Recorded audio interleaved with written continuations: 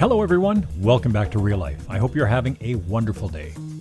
Today's episode is a propaganda film shot in the Soviet Union in the 1930s. These films are rather hard to find as few have survived the decades since being produced. Propaganda films should always be viewed with a jaded eye and preferably through a historical lens. Under Stalin, the USSR was desperate to show the world its power and resilience in cooperative farming and life. This film ostensibly showcases the Soviet Union as a place for all, with no hunger and no wanting. It could not be further from the truth. This group of Canadian and American cooperative farmers that were on this fact-finding mission were instead shown a Potomkin village.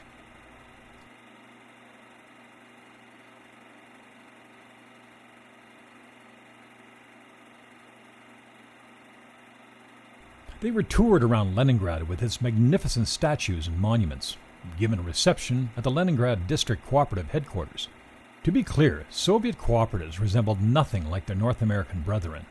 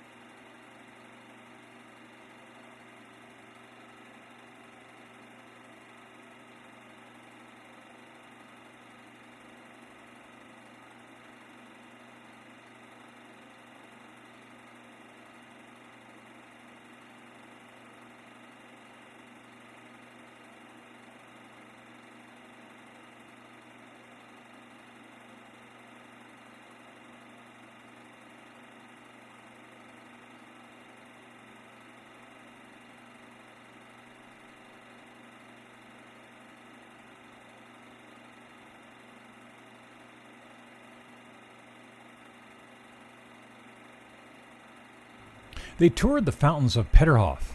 Footage of the fountains is quite rare as most of the fountains and gardens of the 4,000-hectare Peterhof Palace were destroyed by the German army in the Second World War.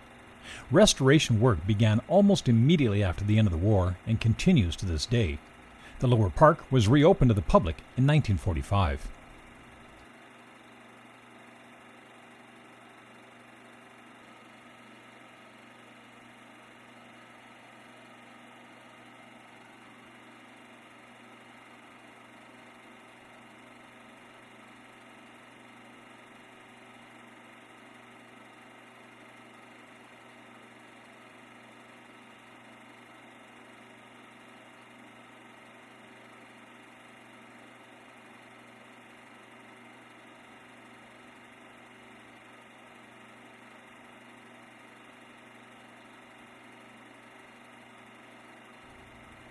A park of culture and rest, with propaganda billboards, a bizarre Charlie Chaplin billboard, and many ponds.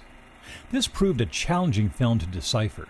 However, it's rather clear that this was an attempt to make all appearances seem positive and enlightened. History has proven this couldn't be further from reality.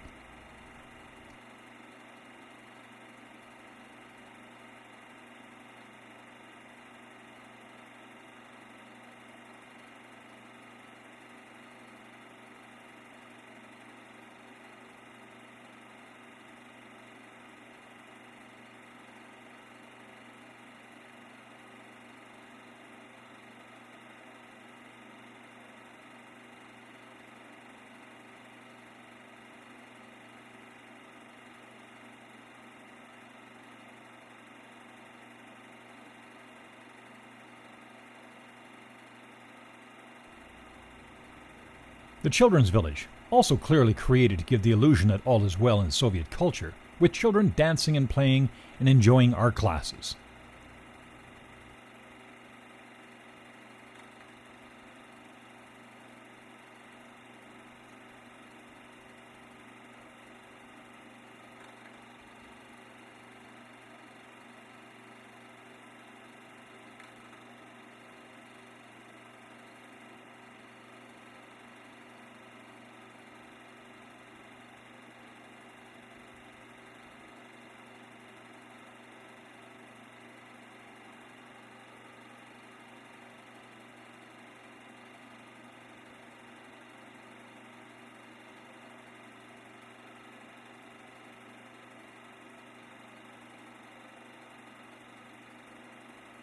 In a playroom, the inscription below the hammer and sickle states, "Staff decides everything," and another, "The Congress of Commerçol."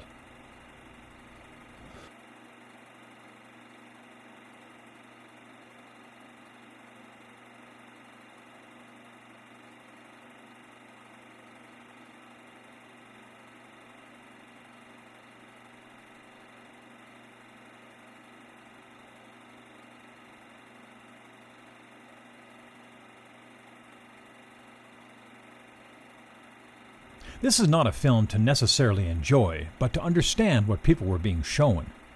Much like social media today, the subject matter should be challenged and fact-checked. During this time, about 90% of Soviet agriculture had been collectivized.